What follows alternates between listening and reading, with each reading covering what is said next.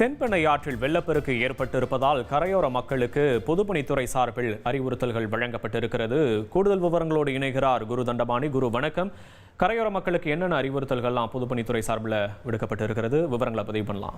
குறிப்பாக திருவண்ணாமலை மாவட்டத்தில் கடந்த ஒரு சில வாரங்களாகவே கனமழை பெய்து வந்திருக்கிறது. மேலும் தென்பெண்ணை ஆற்றின் நீர்பிடிப்பு பகுதிகளில் பெய்து வரும் கனமழையின் காரணமாக தென்பெண்ணை ஆற்றுக்கு அதிக அளவு நீர்வரத்து தற்போதைய வர தொடங்கியுள்ளது.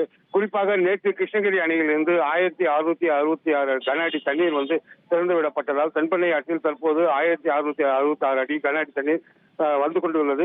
இதன் காரணமாக கரையோர மக்கள் மற்றும் தாழ்ந்த பகுதிகளில் உள்ள மக்கள் பாதுகாப்பாக இருக்கும்படியும் ஆற்றங்கரை கடக்கவோ அல்லது பயணிக்கவோ கூடாது என பொதுப்பணித்துறை அதிகாரிகள் பொதுமக்களுக்கு எச்சரிக்கை விடுத்துள்ளார்கள். தென்பெண்ணை ஆற்றில் ஏற்பட்ட வெள்ளப்பெருக்கின் காரணமாக சாத்தனூர் அணைக்கு நீர்வரத்து தற்போது அதிகரித்துள்ளது. குறிப்பாக சாத்தனூர் அணையின் தற்போதைய நீர் இருப்பு பாத்தீங்கன்னா என்றால் 87.10 அடியாக உள்ளது.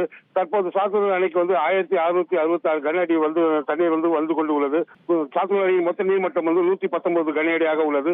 தற்போதைய நீர்மட்டம் 87.10 கன அடியாக உள்ளது என்பது குறிப்பிடத்தக்கது.